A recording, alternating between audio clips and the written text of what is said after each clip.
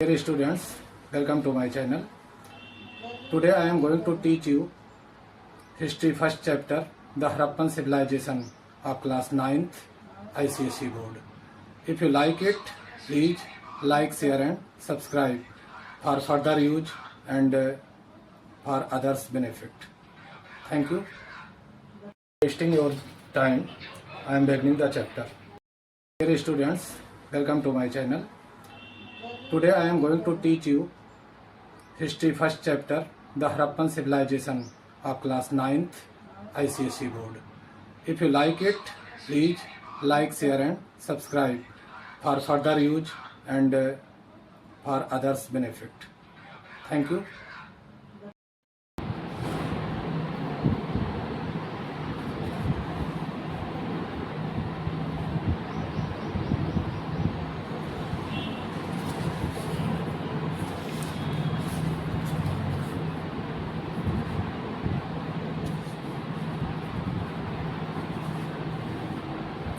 Dear students, today I am going to teach you the history chapter, the Harappan civilization of class 9th ICSE board.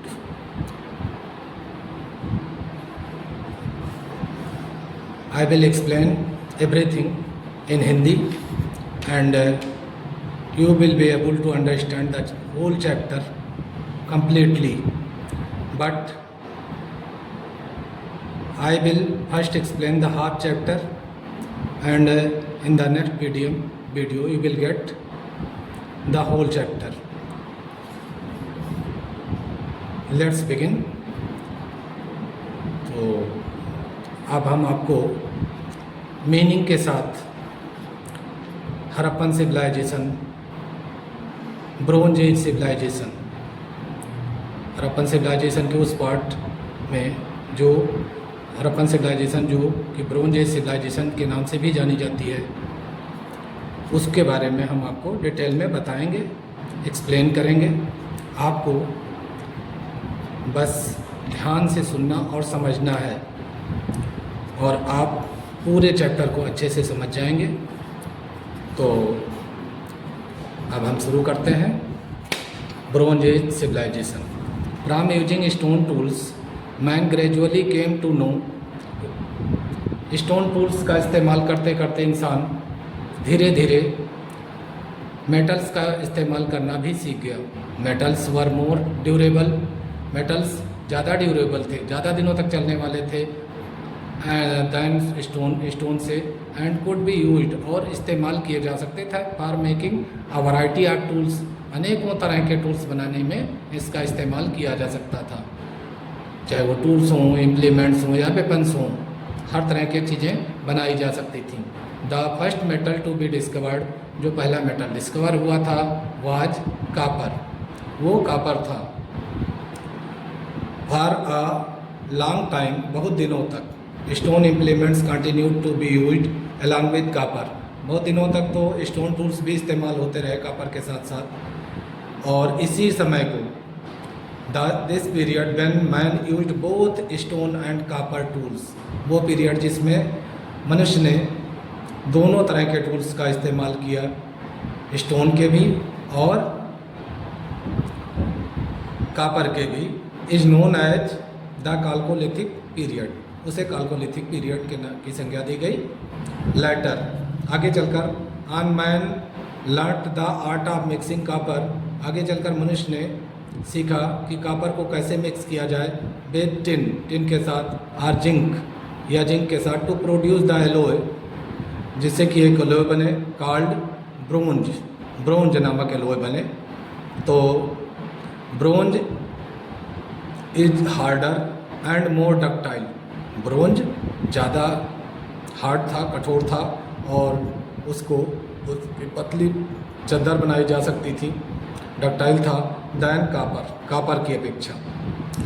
तो and is therefore, और इसीलिए more suitable for the manufacture of tools, और इसीलिए tools, weapons को manufacture करने के लिए ज़्यादा सुटेबल था, ज़्यादा उपयुक्त था। Because of the importance of bronze, bronze के महत्व को देखते हुए, in the growth of the first civilisation, पहली सभ्यता के विकास में ब्रोंज के महत्व को देखते हुए इस पीरियड को ही, इस काल को ही ब्रोंज एज सिविलाइजेशन नाम दिया गया। These civilisations are known as the bronze age civilisation. By about 2500 BC, लगभग 2500 BC में, ईसवी सन से 2500 साल पहले, इट मीन्स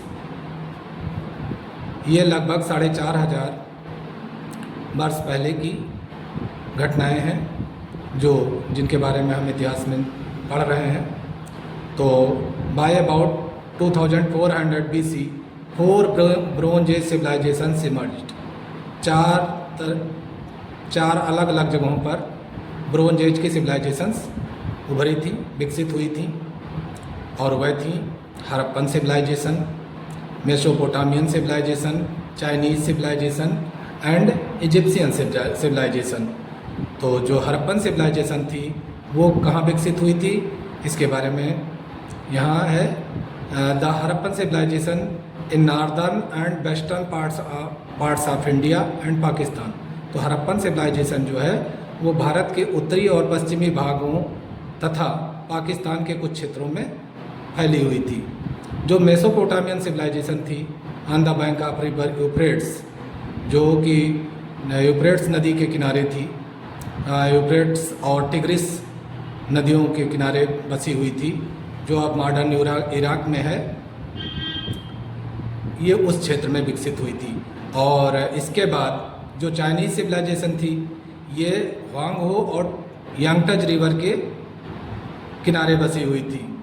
और जो चौथी सभ्यता है जिसे इजिप्शियन सिविलाइजेशन के नाम से जाना जाता है, तो ये जो है नाइल रिवर के किनारे बसी थी इजिप्ट में। अब आप हड़प्पन सिविलाइजेशन के एक खास साइट के बारे में यहाँ सीखेंगे, समझेंगे कि जिसके सबूत हमें खुदाई के द्वारा मिले हैं, एक्सकेवेशन के द्वारा मिले हैं। तो ढोलावीरा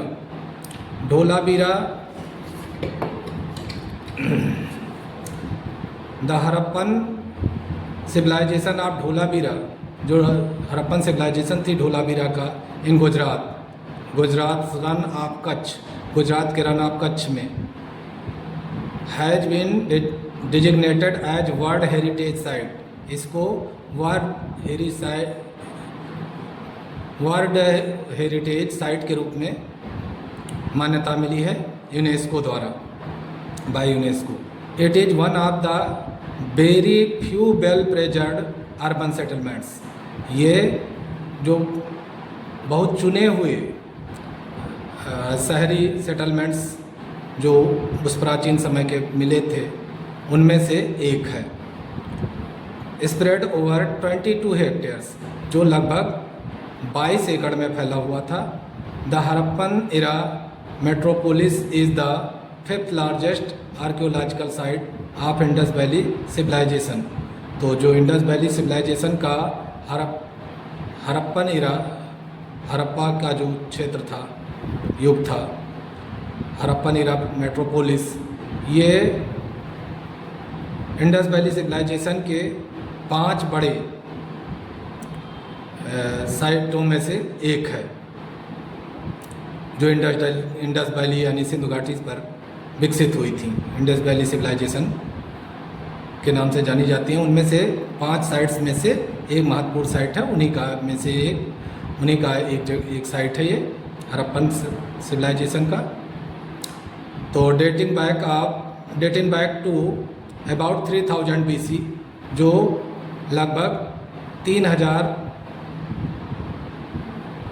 BC में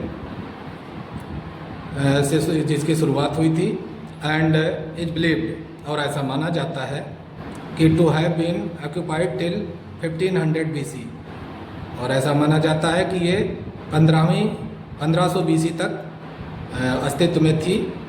1500 BC पूर्व ही इसका अंत हुआ था। इट ड्राज इट्स नेम, इसका नाम जो इसको मिला है धोलावीरा का, from present day village Dholavira. तो जो इस समय वहाँ पर उपस्थित विलेज है धोलावीरा, उसी के नाम पर इसका नाम भी धोलावीरा रख दिया गया है। यहाँ के local people locally known as Kotada Timba, यहाँ के लोकल पीपुल इसे कोटडा टिम्बा के नाम से जानते हैं। The site was discovered in 1960s, ये साइट 1960s में विकसित हुई by archaeologist Jagatpati Joshi discover हुई थी। तो एक भूगर्भवेत्ता थे जगतपति जोशी, इन्होंने ही खोज करके इस साइट को दिया था कि ये साइट यहाँ पर मौजूद है। और इसके बाद it was excavated under the supervision of ASI archaeologist Ravindra Singh Bisht in 1990। लेकिन इसकी जो खुदाई हुई और इसके बारे में पुख्ता सबूत और सारी चीज़ों का जो इकट्ठा कराने का श्रेय जाता है वो ASI के आर्कियोलॉजिस्ट रविंद्र सिंह बिष्ट को जाता है, जो लगभग 30 साल बाद हुआ 1990 में, 1990 में।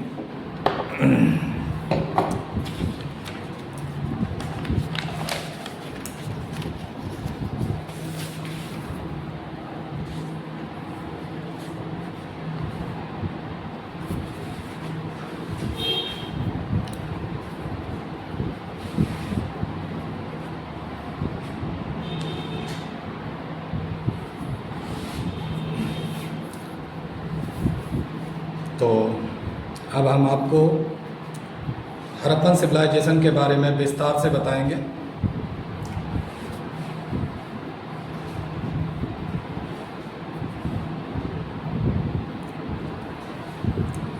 The Harappan civilisation is considered to be the first civilization that arose in the northwestern regions। तो हड़प्पन सिविलाइजेशन को जाना जाता है पहले सिविलाइजेशन के रूप में, जो कि विकसित हुई थी उत्तर पश्चिम क्षेत्र में, भारत के उत्तर पश्चिम क्षेत्र में, भारतीय सब कॉन्टिनेंट के उत्तर पश्चिम क्षेत्र में, भारतीय प्रायद्वीप के उत्तर पश्चिम क्षेत्र में जो विकसित हुई थी। और इट इज़ सो कॉल्ड, इसका नाम ऐसा इसलिए पड़ा after the name of first major site of this civilisation, इस सिविलाइजेशन की जो सबसे बड़ी साइट होने के कारण ही इसका नाम हड़प्पन सिविलाइजेशन पड़ा। Harappa which was discovered in 1921, Harappa जिसकी खोज 1921 में हुई थी in the province of west Punjab in Pakistan, west Punjab के पाकिस्तान प्रोविंस में इसकी खोज हुई थी। तो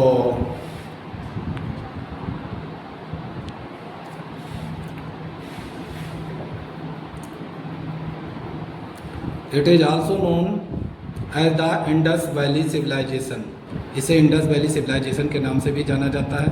because some of its important sites, क्योंकि इसके जो कुछ महत्वपूर्ण साइट्स हैं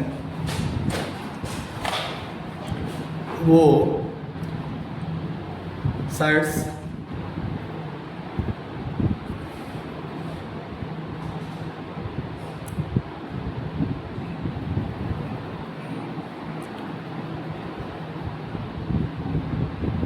विच वर एक्सकेवेटेड फर्स्ट, जिनको सबसे पहले खोजा गया था, खुदाई हुई थी, और are located in the valley of river Indus, वो इंडस वैली में ही स्थित थे।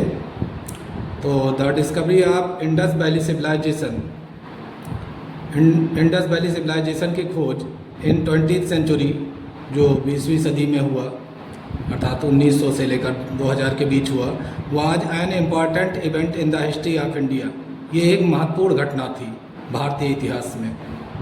अप टू दिस टाइम, अभी तक, इट वाज बिलीव्ड, ऐसा माना जाता था, that the history of India, की भारत का इतिहास, began with the advent of Aryans, Bharat का इतिहास आर्यों के आने के साथ साथ ही शुरू हुआ। हालांकि however the discovery of the Harappan civilisation, हालांकि हड़प्पन सिविलाइजेशन की खोज के साथ साथ हमारे देश का इतिहास भी 1000 साल पीछे चला गया। Pushed back the history of India by at least 1000 years, पीछे ढकेल दिया हमारी हिस्ट्री को लगभग 1000 साल पहले। So as to put it at par with the other oldest bronze age civilisations, जिससे हमारे देश का इतिहास और ब्रोंज एज सिविलाइजेशन से भी एक आगे की सिविलाइजेशन हमारे यहाँ मिल गई। ऑफ द वर्ल्ड, संसार के किसी भी ब्रोंज एज सिविलाइजेशन से पहले की सिविलाइजेशन हमारे यहाँ ये मिल गई, नेमली मेसोपोटाम। मान लिया दूसरी जो ब्रोंज एज सिविलाइजेशन थी, मेसोपोटामियन सिविलाइजेशन या इजिप्शियन सिविलाइजेशन, इन सब से भी पुरानी सब सिविलाइजेशन हमें यहाँ प्राप्त हो गई। The Harappan civilisation is also referred, Harappan civilisation को एज हड़प्पन कल्चर, तो हड़प्पन सिविलाइजेशन को हड़प्पन कल्चर के नाम से भी जाना जाता है। द टर्म कल्चर, जो वर्ड कल्चर है, is used by the archaeologist, भूगर्भवेत्ताओं ने इस कल्चर शब्द का इस्तेमाल किया for a group of objects, एक सब जो ऑब्जेक्ट्स प्राप्त हुए थे, जो वस्तुएं प्राप्त हुई थी, और उन्हीं के कारण डिस्टिंक्टिव इन स्टाइल, जो अपने तरह की अनोखी थी, उसी के कारण इसका नाम कल्चर शब्द का इस्तेमाल किया गया, क्योंकि उन लोगों का कल्चर उससे पता चलता है कि वो कैसे रहते होंगे, कैसा रहन सहन होगा, उनका जीवन कैसा होगा, इसके बारे में पता चलता है। उनके रहन सहन के बारे में पता चलने के कारण ही कल्चर शब्द का प्रयोग किया गया है। That are usually found together within a specific geographical area, जो एक साथ पाए गए एक खास जियोग्राफिकल एरिया में, एंड पीरियड ऑफ टाइम, और एक निश्चित पीरियड ऑफ टाइम में पाए गए। In the case of Harappan culture, Harappan culture के मामले में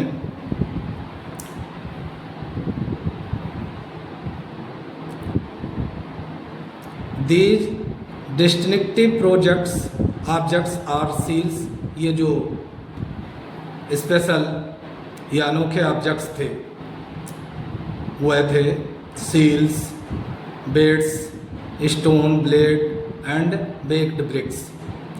तो वहाँ पर जो चीज़ें प्राप्त हुई थी उनमें शामिल है सील्स अर्थात मुहरें, और बेड्स नापने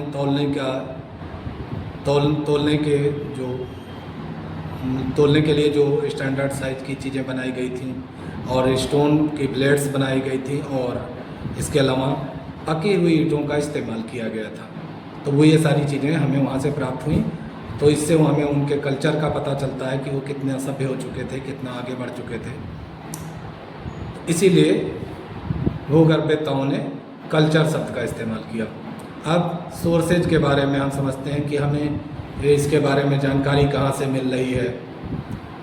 तो कौन से इम्पॉर्टेंट सोर्सेज हैं जिनसे हमें हड़प्पन इराक के बारे में जानकारी मिलती है। तो अब हम उसको एक्सप्लेन करेंगे। तो यहाँ लिख रहे हैं, our knowledge of Harappan civilisation is based on entirely on the archaeological remains such as buildings, pottery, sculpture, seals and cemeteries. तो जो हमारी जानकारी है हड़प्पन सिविलाइजेशन के बारे में, वो पूरी तरह से भूगर्भवेत्ताओं द्वारा खोजे गए अवशेषों पर आधारित है। जैसे कि वहाँ पर जो अवशेष मिले, जैसे बिल्डिंगें हैं, वहाँ के बर्तन और मूर्तियाँ इत्यादि, मुहरें और दूसरी चीज़ें, सीमेंट्रीज जो प्राप्त हुई, उन्हीं का अध्ययन करके हम उस समय के बारे में समझ पाते हैं, क्योंकि उस समय के बारे में हमें कोई लिखित सबूत हमारे पास उपलब्ध नहीं है। तो दिस इज सो, ऐसा इसलिए है because no adequate written records are available, क्योंकि कोई लिखित रिकॉर्ड हमारे पास उपलब्ध नहीं है। A number of seals were discovered, ढेर सारे सील्स खोजे गए। With a few letters inscribed, जिनमें कुछ लेटर्स भी अर्थात अक्षर भी खुदाई करके लिखे हुए हैं ऑन ईच, प्रत्येक पर। But the script has not been deciphered, लेकिन स्क्रिप्ट को अभी तक समझा नहीं जा सका है एज एक्ट अभी तक। तो देयरफॉर इसीलिए the major sources of our information, जो हमारा मेजर सोर्स है इंफॉर्मेशन का, जो बड़ा स्रोत है सूचनाओं का, जिसके आधार पर हम समझने की कोशिश करते हैं इंडस वैली सिविलाइजेशन या हड़प्पन सिविलाइजेशन के बारे में। About the Harappan civilisation are the following, वो नीचे दिए जा रहे हैं। तो अब उनके बारे में हम आपको बताएंगे एक एक करके। तो जो सबसे बड़ा स्रोत हमें प्राप्त हुआ उसे फर्स्ट स्रोत में दिया गया है, फर्स्ट सोर्स के रूप में दिखाया गया है द ग्रेट बाथ। तो the great bath is one of the largest public building at Mohenjodaro. तो ग्रेट बाथ जो है एक सबसे बड़ी बिल्डिंग, सबसे बड़ी बिल्डिंगों में से एक है, जो उस समय मोहनजोदारो में खोजी गई, मोहनजोदारो नामक स्थान पर खोजी गई। It has a large rectangular tank. तो ये जो ग्रेट बाथ है ये हड़प्पन सिविलाइजेशन के मोहनजोदारो नामक जगह से प्राप्त हुआ है। और it has a large rectangular tank. तो ग्रेट बाथ एक बहुत बड़ा रेक्टेंगल के आकार का टैंक है। इन अ कटियार्ड एक अहाते के अंदर है, सराउंडेड बाई अ कॉरिडोर। तो जिसके चारों तरफ एक कॉरिडोर है, आने जाने का रास्ता बना हुआ है ऑन ऑल फोर साइड्स, चारों तरफ से। There are 2 flights of steps. तो वहाँ पर जो है सीढ़ियों के 2 फ्लाइट्स बने हुए हैं। On one in the north, एक तो नॉर्थ की ओर में है, और and the other is south, और दूसरा साउथ में, यानी एक उत्तर की तरफ सीढ़ियाँ बनी हुई हैं और दूसरा दक्षिण की ओर सीढ़ियाँ बनी हैं, लीडिंग इनटू द टैंक, जो टैंक के अंदर जाती हैं।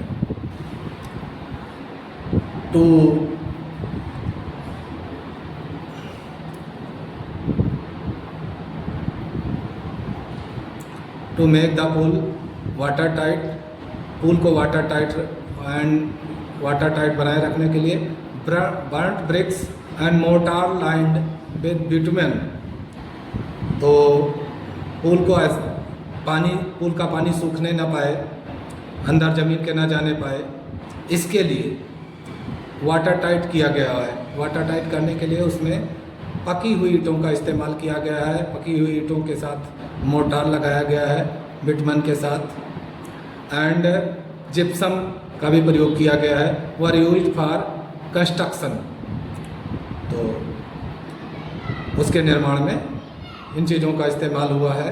Burnt bricks, mortar lined with bitumen and gypsum were used for construction, अर्थात पकी हुई ईंटों, मोर्टार और बिटमन, इसके साथ साथ जिप्सम का भी प्रयोग हुआ है इसके निर्माण में।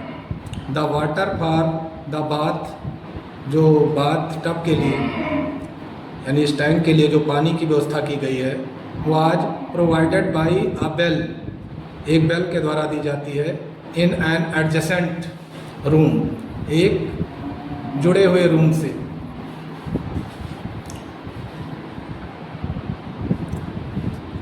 जो उसके बगल में ही लगे हुए जो रूम है।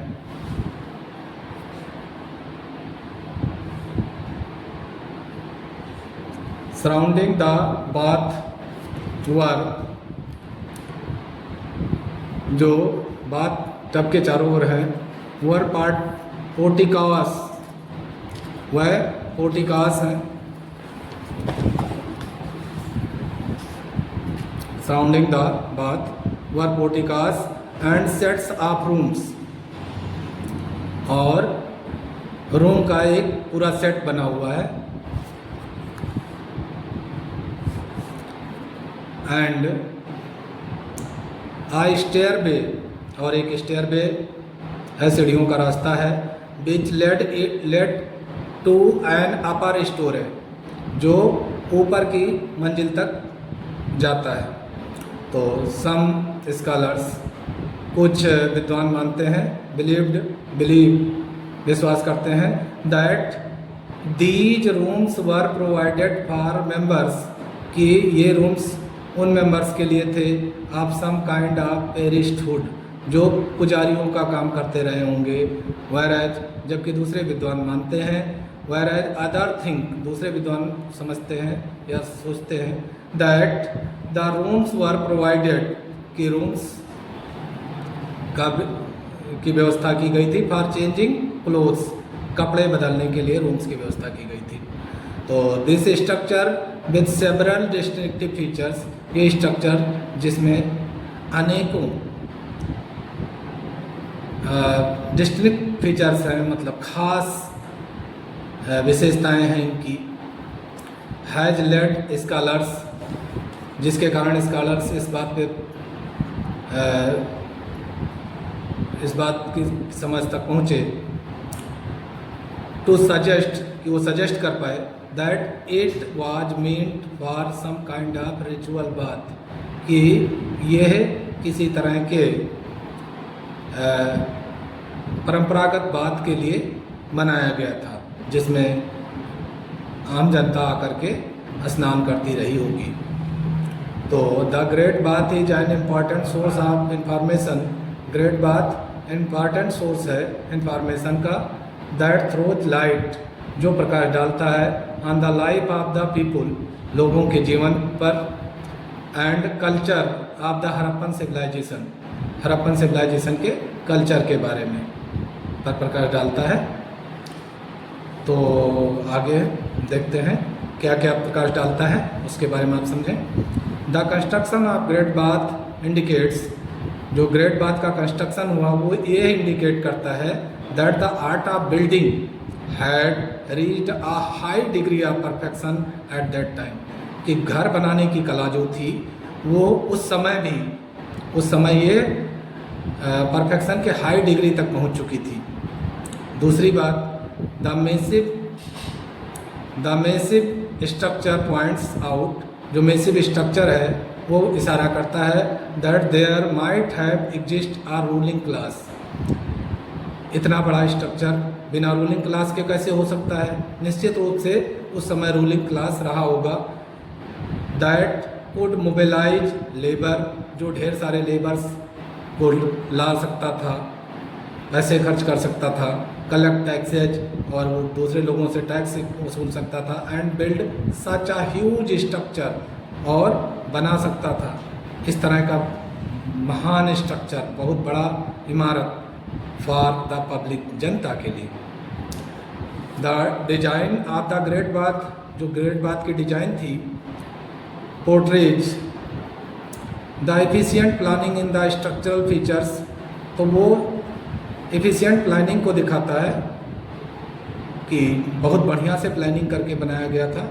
इन the structural features relating to water supply, जो वाटर सप्लाई से संबंधित था, चाहे वाटर सप्लाई से संबंधित हो या फिर सीवेज डिस्पोजल से संबंधित हो, मतलब कि वहाँ पर वाटर में वाटर कैसे दिया जाएगा और उसके पानी की निकासी की व्यवस्था कैसी होगी, ये बहुत विधिवत प्लानिंग करके किया गया था।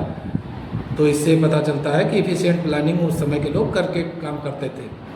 अब चौथी और महत्वपूर्ण बात, most of the scholars agree, कि ज़्यादातर स्कॉलर्स इस बात से सहमत हैं, that the great bath might have been used for religious purposes, कि ग्रेट बाथ निश्चित रूप से किसी धार्मिक उद्देश्य की पूर्ति के लिए इस्तेमाल होता था। दिस इंडिकेट्स, इससे ये भी पता चलता है, the importance attach to ceremonial bathing in sacred tanks, कि ये जो आजकल नदियों पर स्नान गंगा नदी पर स्नान करने जाना है, या फिर किसी पवित्र तालाब इत्यादि में जो लोग स्नान करने जाते हैं, ये उस समय भी प्रचलित था। Bathing is in sacred tanks, pools and reverse since times immemorial time से ही, जब के बारे में हमें ना ही कोई लिखित सबूत प्राप्त है ना ही कुछ है, उस समय भी ऐसा हो रहा था। मतलब सेरेमोनियल बाथिंग की परंपरा थी। अच्छा, अब अगला जो स्टेप है वो है 5वां, इसके बारे में खास जानकारी वो है a lot of planning must have been made to construct such a huge structure. एक बहुत बड़ी प्लानिंग की गई थी इतने बड़े स्ट्रक्चर को बनाने के लिए। This is indicated by the use of BRICS. ये ब्रिक्स के इस्तेमाल से पता चलता है। वेदर सन ड्राइड, चाहे वो सन ड्राइड रहे हों या बेक ड्राई हों, मतलब कि चाहे वो सूरज में सुखाकर लगाए गए हों या फिर पकाकर लगाए गए हों, which were of a standardized size, जो स्टैंडर्ड साइज के थे। ये है ग्रेट बाथ की पिक्चर, और जैसा कि इसमें हमने समझाया वो सारी विशेषताएं आपको दिख रही होंगी।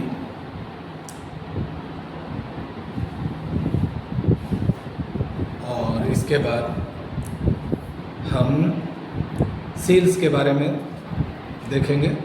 सील्स, सिटाडेल, पहले तो अब सिटाडेल के बारे में एक्सप्लेनेशन है, उसके बाद में सील्स के बारे में एक्सप्लेनेशन रहेगा। तो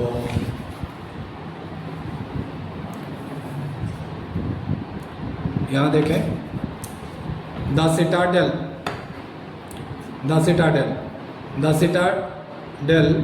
the raised area of each city was called the citadel. हर शहर का जो उभरा हुआ भाग होता है उसे सिटाडेल कहा जाता था उस समय। इट ओड इट्स हाइट, इसको इसकी हाइट कहाँ से मिली थी? To the building constructed on mud brick platform. तो ये ऊंचाई पर इसलिए स्थित थी क्योंकि यहाँ कच्ची ईंटों के प्लेटफार्म बनाए जाते थे, उसके बाद में उस बिल्डिंग्स को बनाया जाता था। तो उसी को सिटाडेल कहा गया है, जो ऊंचाई जो प्लेटफार्म बनाया गया था उसी को सिटाडेल कहा गया है। तो the Citadel had the houses of ruling classes, तो सिटाडेल के ऊपर रूलिंग क्लासेज के घर थे। And important buildings like the great bath, चाहे वो इम्पॉर्टेंट बिल्डिंग और दूसरी इम्पॉर्टेंट बिल्डिंग जैसे कि ग्रेट बाथ है, ये भी सिटाडेल के पर ही थी। द ग्रेनरी, अनाज भंडारण के लिए बहुत बड़ी ग्रेनरी का वहाँ की व्यवस्था थी, जिसमें कि ढेर सारा अनाज इकट्ठा करके रखा जा सके, संभाल करके फ्यूचर यूज के लिए, भविष्य में काम आने के लिए। तो द असेंबली हॉल भी वहाँ सिटाडेल के ऊपर ही पाया जाता है। एंड वर्कशॉप, और वर्कशॉप काम करने की जगह, कुछ बनाने की जगह।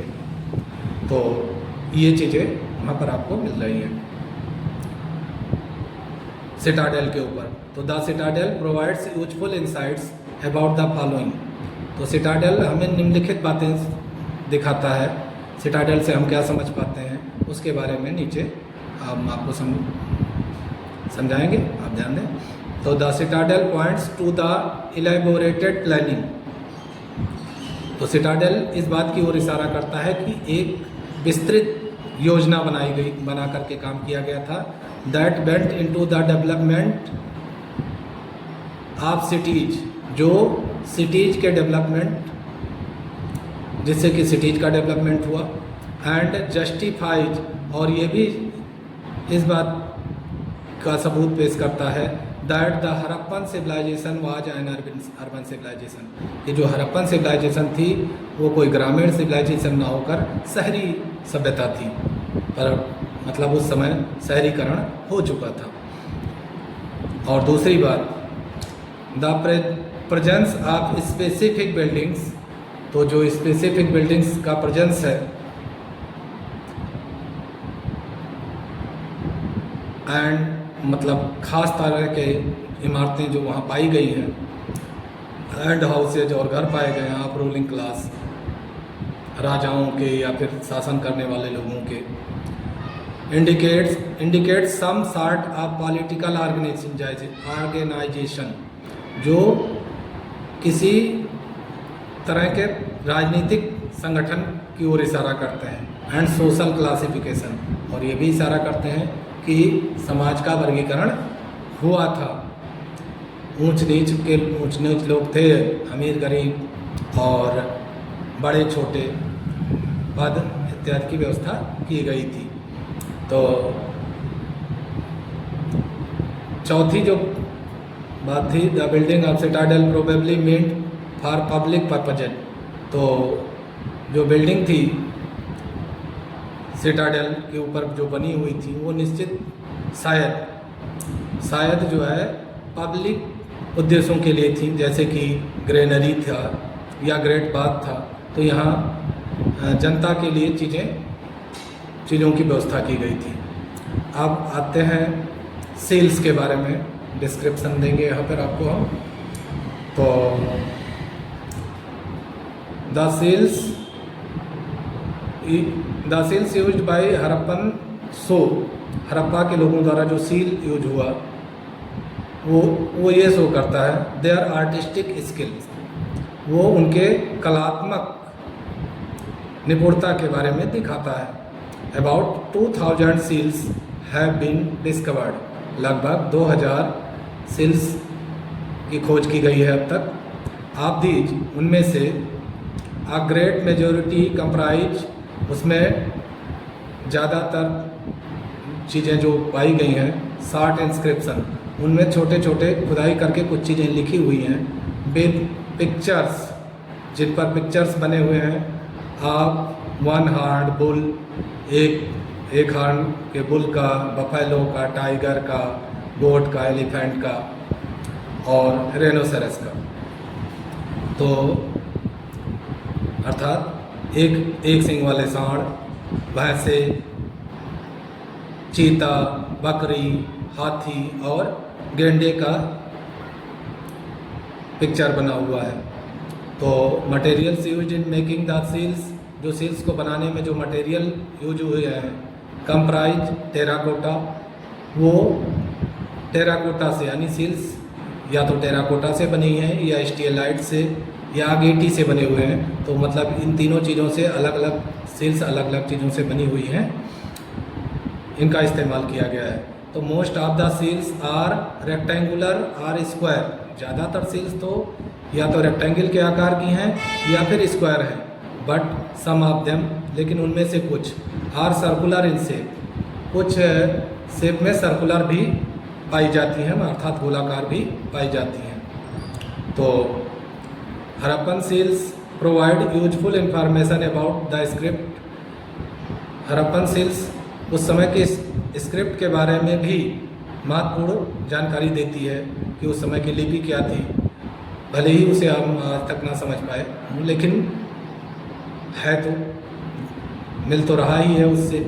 और स्क्रिप्ट के बारे में, ट्रेड के बारे में, मतलब उद्योग धंधे कैसे चलते रहे होंगे, कितनी दूर में फैले हुए थे, रिलीजन, वहाँ के लोग कौन से धर्म मानते थे, और बिलीव्स, और वो किन चीज़ों में विश्वास करते थे हड़प्पा के लोग। तो इस बारे में हमें महत्वपूर्ण जानकारी इन सील्स के माध्यम से प्राप्त होती है।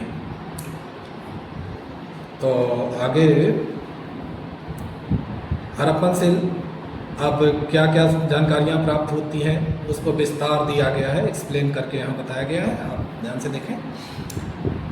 तो सील्स ऑफ पशुपति, तो जो पशुपति का सील है, ये दिखाता है that people believed in Shiva, कि पशुपति के सील में दिखाया गया है कि लोग भगवान शिव में विश्वास करते थे। और it is shown as 3 faced deity, ये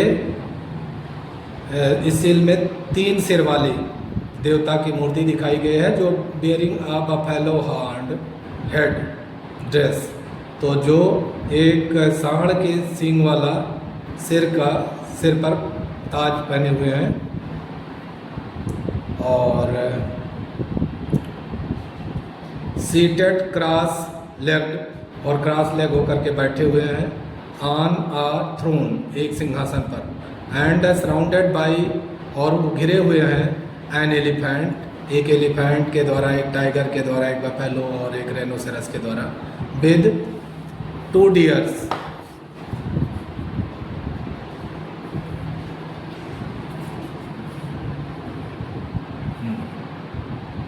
with 2 deer at his feet, और उनके फीट के पास जो है 2 डियर हैं। This deity has been identified as Pashupati Mahadeva, तो इसको जो विद्वान लोग थे उन लोगों ने पहचाना कि ये भगवान शिव की मूर्ति है, लॉर्ड शिव की मूर्ति है। यह है पशुपति सील। देखें यहाँ पर चीज़ें, सारी चीज़ें आपको दिख जाएंगी।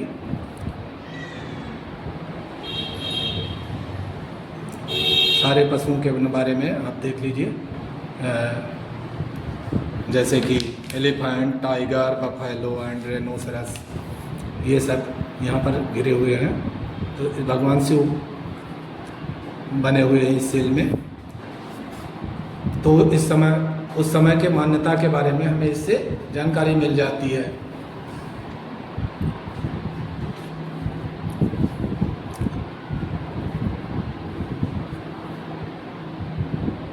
द यूनिकॉर्न सील सोच दिखाता है देयर मिथिकल बिलीव्स, कि वो लोग किन चीज़ों में विश्वास करते थे, मतलब प्राचीन विश्वास उन लोगों का क्या था, किन चीज़ों में वो विश्वास करते थे।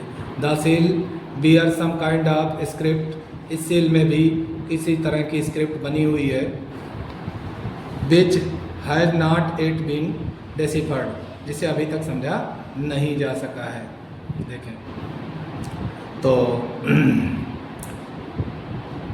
The seals were produced mainly for commercial purposes, तो जो सील्स का को प्रोड्यूस किया गया था वो स्पेशली वो कमर्शियल पर्पज से किया गया था, मतलब कि उद्योग धंधों में मुहर के रूप में इसका इस्तेमाल होता था। The seals were used by traders, तो इन सील्स का इस्तेमाल ट्रेडर्स करते थे, टू स्टैम्प देयर गुड्स, अपने गुड्स में मुहर लगाने के लिए। After a bag with goods was tied, जब एक बैग सामान भर के बांध दिया जाता था, सिल दिया जाता था, अ लेयर ऑफ वेट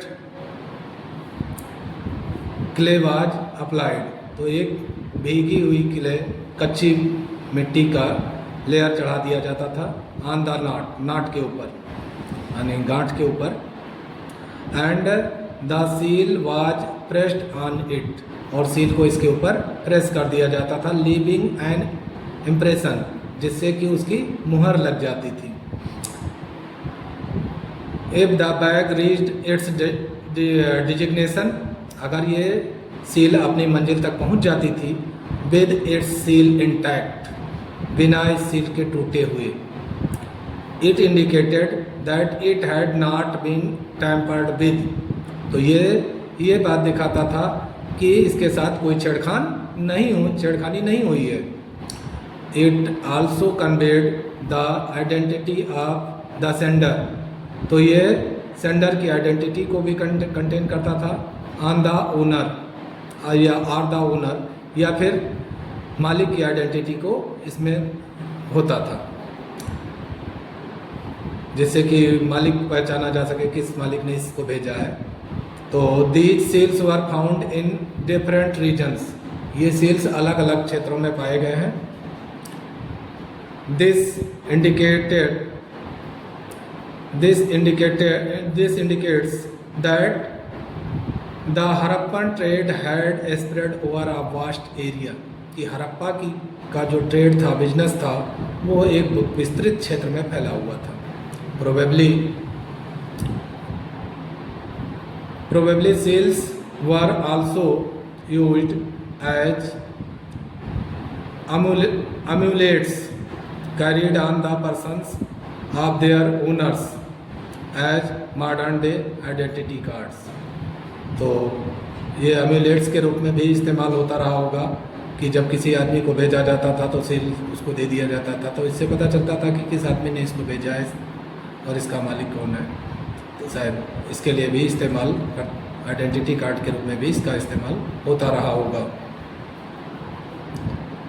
अब जो चौथा ऑब्जेक्ट प्राप्त हुआ हमें, जिससे हमें उस युग के बारे में जानकारी मिलती है, वह है बियर्डेड मैन की मूर्ति। तो बियर्डेड मैन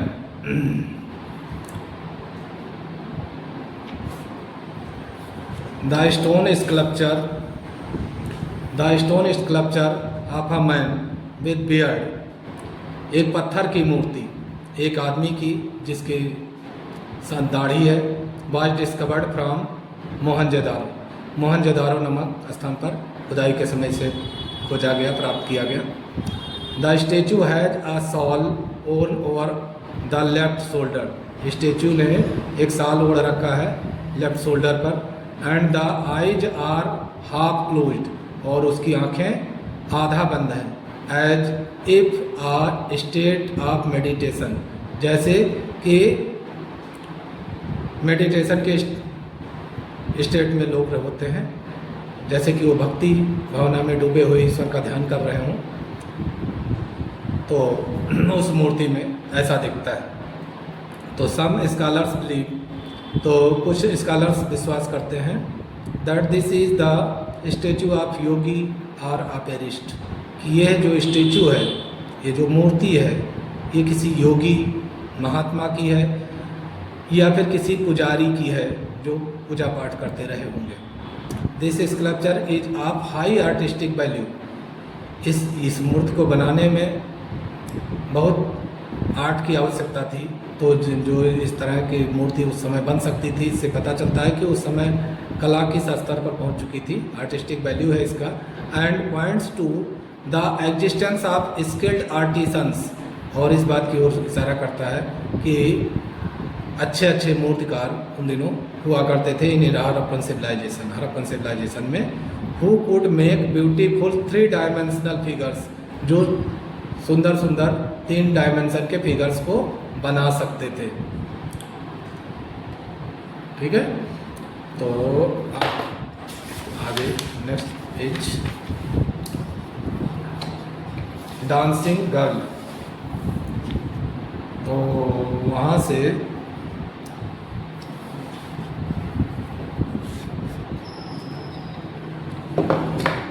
वहाँ पर डांसिंग गर्ल का भी स्टेचू मिला है।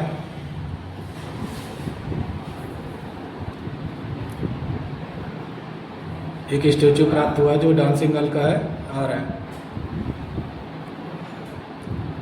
The bronze age statue of dancing girl which has been found at Mohenjodaro, तो डांसिंग गर्ल की जो स्टेचू मोहनजोदारो में प्राप्त हुई है ब्रोंज एज की, एज मास्टरपीस ऑफ आर्ट, यह आर्ट की मास्टरपीस है।